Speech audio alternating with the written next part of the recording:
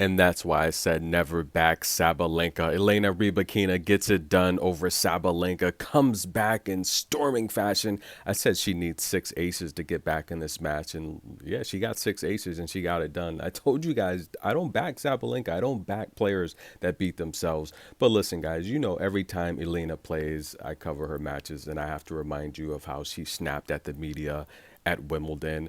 And look, I thought she came off kind of like a narcissist. She literally, I don't think she incorporated how the tour is literally in a different country every week. People speak different languages. They pronounce vowels differently. Their letters, their words, their pronunciations are all differently. I don't think she realizes that, which is why a lot of players look. If you watch tennis, and I understand not a lot of people watch as many matches as I do. I literally covered every main tour match this year. That's a lot of tennis, and I can tell you for a fact that the chair umpires, the analysts, the expert commentators, they're always mispronouncing the players' names, and it's kind of accepted. Not that it's a disrespect thing, but the tour's in a different region of the country every week.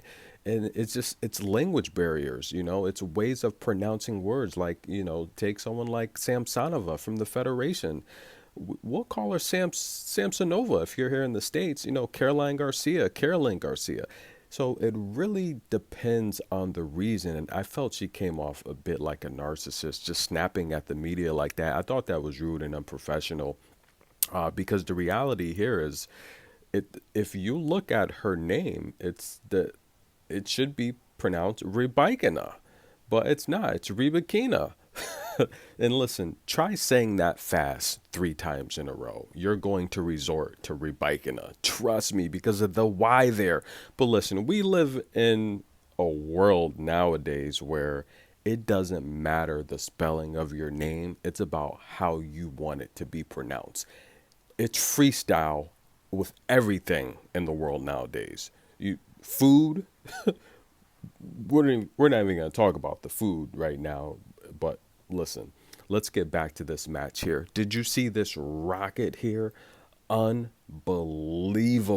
Now, she got back into this match. She literally played herself back into it. She had to get focused. Now, I think she's a pretty good grass player, to be honest with you. And the reason why is I'm not too big on her movement.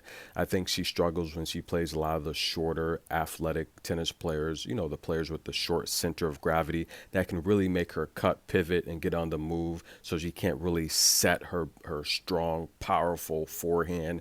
Now, Sabalenka has a powerful forehand as well, but I just feel she beats herself way too much. She really does. And that's why I really don't back Sabalenka. She's very tough to back. I don't like players like Clara Towson or Sabalenka that beat themselves, or Ostapenko that get upset and can't stay focused. You know, you look at some of the greats of any type of competition, you know, and they had mental discipline, mental toughness, and Sabalenka beats herself time and time again. If we take a look at the stats now, this match was really interesting. Elena had zero aces after the first set. She's finished with six aces, three double faults. She got 55% of her first balls in play. She would win 74% of her first serves and 50% of her second serves. Now, Sabalenka, only two aces. That's not going to get it done. But listen, guys, seven double faults is way too many for Sabalenka. She continues to beat herself and play herself out of matches. She got 63% of her first balls in play, only 56% of her second balls in play. She did win 70% of her first serves, only 30% of her second serves, 2 for 4 on break points. And look, Elena got it done. Rybakina, that's how she wants it pronounced. I'm sorry. It looks like Rybakina. But nonetheless, guys, she's a champion. She is a Grand Slampion, Wimbledon singles champion.